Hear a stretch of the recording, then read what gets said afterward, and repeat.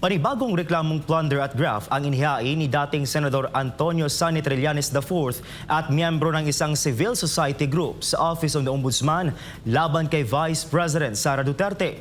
Kaugnay ito ng umano'y anomalya sa kanyang panunungkulan bilang dating kalihim ng Department of Education at Mayor ng Davao City. Si Sheena Torno sa report.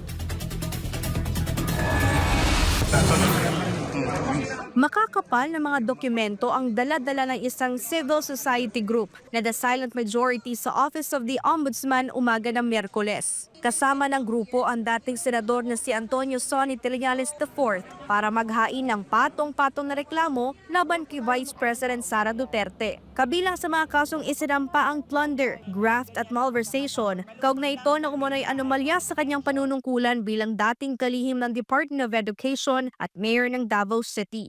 Tungkulin namin na panagutin ang mga opisyal na nagkakasala sa bayan. Si Sara Duterte ay marami ng paglabag sa batas, sa konstitusyon at sa tiwala ng mamamayang Pilipino na matagal nang pinalagpas at hindi na dapat palampasin pa. Batay sa reklamo, kabilang sa mga alegasyon ng 650 million pesos na confidential funds ng Office of the Vice President at Department of Education, 2.7 billion pesos na pondo ng Davao City. Kasama rin umano ang 8 billion pesos na overpriced laptops, mahigit 12 billion pesos na COA disallowances at 7 billion pesos na unliquidated cash advances sa Department of Education. Binanggit din umano'y hindi pagdeklara na hinggit 2 bilyong pisong yaman sa SALN at mga paratang ng bribery at korupsyon. Napakahalaga na mapanagot itong si Sara Duterte, siya yung Vice President ng ating bansa. Kailangan malaman ng mga kababayan natin na na isa siyang kurakot.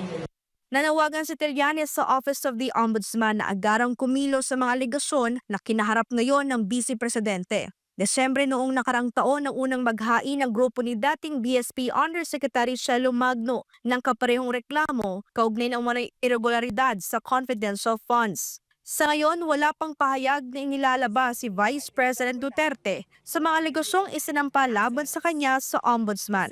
Para sa Diyos at sa Pilipinas kung mahal, ito si Sheena Torno, SMNI News.